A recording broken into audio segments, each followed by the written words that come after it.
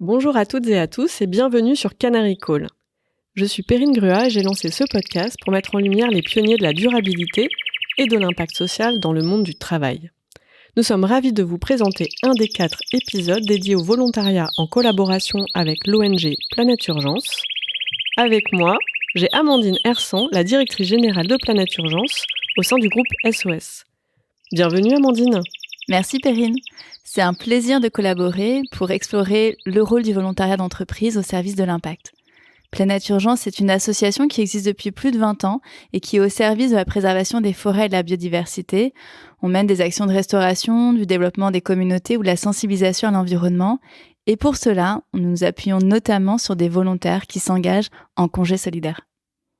Quand on parle de future off-work, de réinventer le travail, de réenchanter l'entreprise, le volontariat est un outil clé.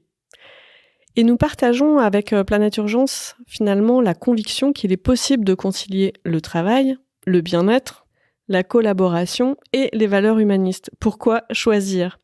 Donc à travers ces 4 épisodes, vous allez faire la rencontre de Clotilde, de Bruno, de Katia et encore de Nicolas qui ont choisi de s'engager dans des missions de volontariat au Bénin, au Cameroun ou au Cambodge via Planète Urgence. Effectivement, chacun de leurs congés solidaires, c'est-à-dire un départ sur 15 jours pendant ces congés financés par l'entreprise au service d'une mission à impact, est la preuve que l'engagement peut être extrêmement puissant. Alors restez à l'écoute car chaque semaine, en octobre 2023, nous dévoilerons un nouvel épisode ensemble.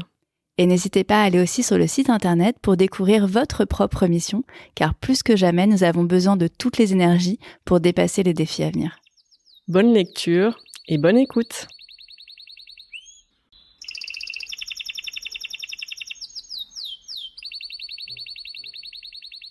Bonjour Clotilde. Bonjour Perrine.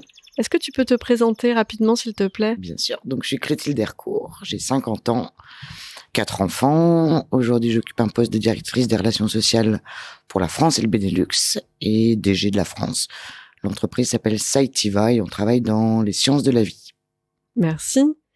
Est-ce que tu peux nous expliquer pourquoi tu es partie en mission de formation en bureautique au Cameroun en octobre 2021 ? Qu'est-ce qui t'a poussé finalement à t'engager de cette manière-là particulière qu'est le volontariat ?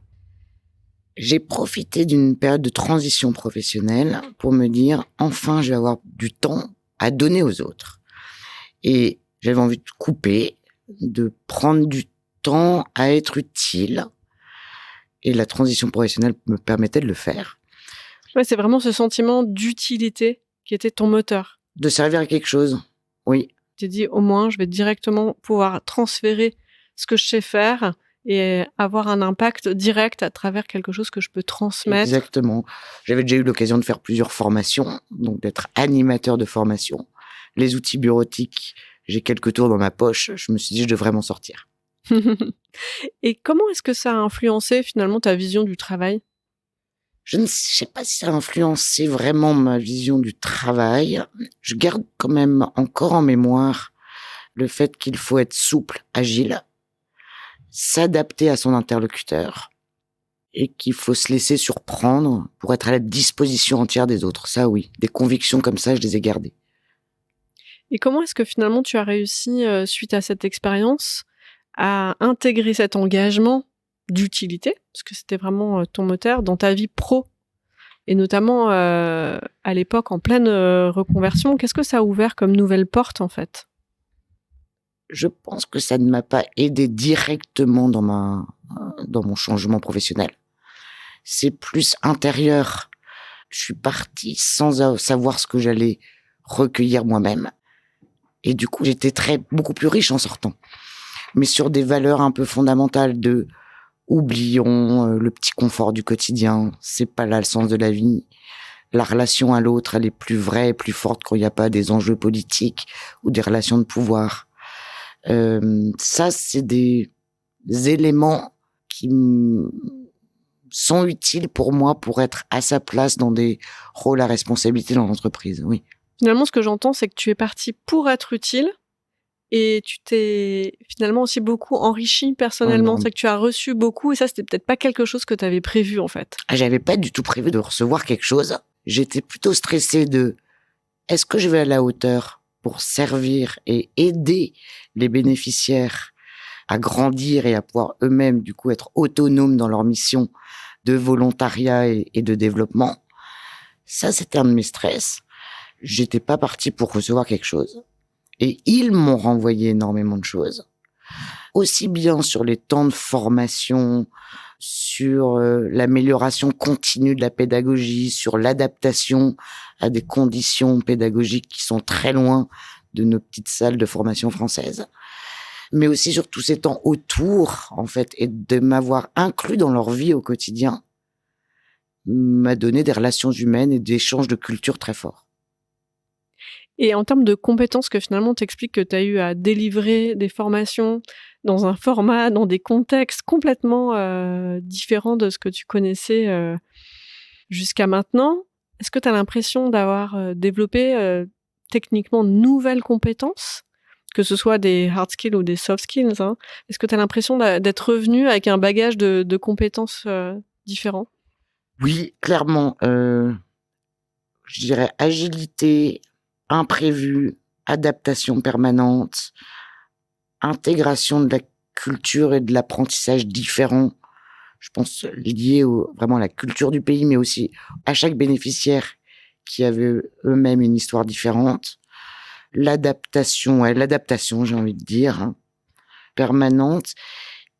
Et puis là, qu'il n'a, j'imagine, plus rien d'un mot valise, agilité, adaptation, on pourrait entendre ça à toutes les sauces. Là, on voit à ton regard, j'ai la chance d'être avec toi, mais les auditeurs doivent l'entendre, que voilà, c'est quelque chose de concret pour toi, là. Ah, c'est très Adaptation. concret.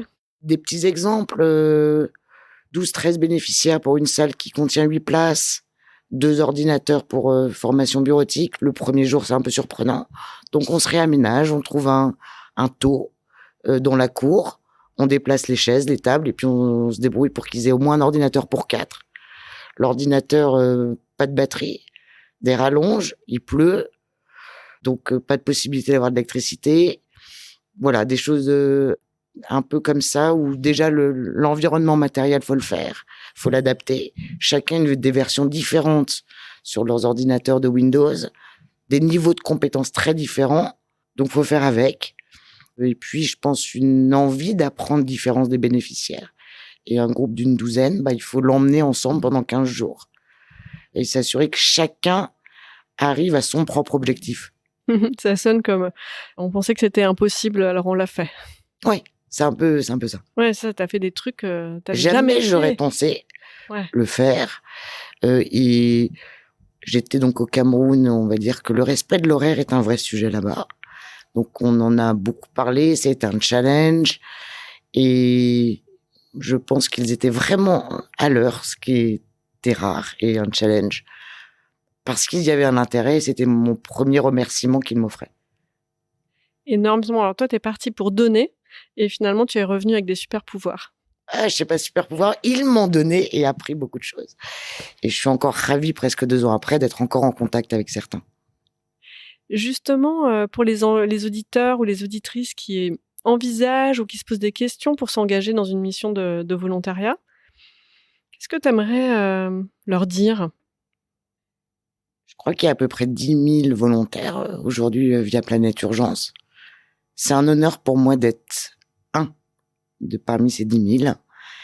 Donc, s'ils ont la possibilité de le faire, mais qu'ils foncent les yeux fermés, j'avais toujours eu envie de faire une action ou de solidarité, de volontariat, ou d'humanitaire, je ne savais pas, mais j'avais envie un peu de donner de notre richesse qu'on a dans notre petite France à des gens qui n'avaient pas cette opportunité-là. J'ai cherché, et avec Planète Urgence, clairement, tout ce qui est sécurité, sérieux, encadrement, on y va les yeux fermés. Donc on peut se concentrer vraiment sur la raison pour laquelle on va là-bas. Donc, important de choisir un organisme vraiment sérieux. Et comme les conditions là-bas, y compris d'hébergement, etc., sont pas les mêmes standards qu'en France, c'est important d'être confiant avec l'organisme qui nous emmène. C'était une peur que tu avais, toi, avant de partir? Non, pas du tout avant, parce que je suis plutôt une voyageuse. Est-ce qu'il y a une peur comme ça que toi t'avais et que cette expérience t'a permis de dépasser, qui pourrait aider aussi Honnêtement, non. les personnes qui se posent des questions? Non, je pense qu'il faut avoir envie de voyager, de barouder un peu et de sortir de son petit confort, ça c'est sûr. Oui, puis voyager pas en mode tourisme, parce Non, que bah là, non, c'est pas non, l'objectif. non, c'était pas l'objectif du tout du tourisme. J'y allais pour une mission, pour bosser. Je bossais beaucoup d'ailleurs, puisque au-delà des temps de formation, il faut préparer la formation du jour pour le lendemain. Et comme on sait pas ce qu'on va devoir faire et découvrir, faut le faire le instant T. Donc, c'est pas du tout vacances. Pour moi, j'avais pas de peur, mais les astuces de Planète Urgence m'ont été utiles. Par exemple, tout bête, de partir avec de la musique pour des moments où on est un peu seul, des moments où on a besoin de réfléchir, de se retrouver avec soi. Je pense que je n'y aurais pas pensé. Et c'est vrai que c'est nécessaire et ça apporte un petit plus agréable. Ah oui, donc vous êtes vraiment accompagné avec Planète Urgence. Ah oui, jusqu'au moindre détail. Sur la préparation. Ouais. L'accueil sur place aussi. Après, je pense qu'il y a aussi un point. Si on fait ça et qu'on donne un peu de son temps, parce que là, en l'occurrence, c'est pendant des vacances, ce congé solidaire, c'est d'être sûr d'avoir un impact réel. Et ce que je trouve important, c'est que depuis je suis un peu Planète Urgence, au-delà de cette mission one shot, c'est qu'il s'attache vraiment à ce que après notre départ, il y ait une action qui se poursuive et que ce soit sur le long terme pour l'objectif, les gens, le pays dans lequel on intervient. Donc on est juste un petit maillon et on fait pas à la place et il n'y a plus rien derrière. Donc leur choix de mission et les choix des associations qu'ils aident est très important et très sérieux. Ouais, on peut y aller les yeux fermés. Et qu'est-ce qui te reste maintenant, près de plus de 2 ans après, qui continue d'influencer ton quotidien? Définitivement convaincu qu'il faut accueillir la vie sans a priori, qu'à donner sans vouloir recevoir, on reçoit beaucoup. De sortir de son confort, on repart plus riche. Et que c'est des moments d'imprévu qui nous permettent d'affronter, on va dire, la vie qui peut avoir des virages et de temps en temps doit être en eau vive. Et de se reconcentrer sur les valeurs vraies de la vie. 2 ans après, ça aide encore. Et j'ai bien envie de repartir. Merci pour ton témoignage généreux en eau vive. Merci à toi, Perrine. Merci pour votre écoute. Pour rester connecté à la communauté Canary Call et ne rater aucun épisode, abonnez-vous sur votre plateforme de podcast préférée. Nous sommes aussi très actifs sur les réseaux sociaux. Rejoignez-nous sur LinkedIn, Twitter, Instagram, YouTube et Facebook pour des contenus exclusifs et des discussions avec les gens qui œuvrent concrètement pour une évolution enthousiasmante de l'entreprise.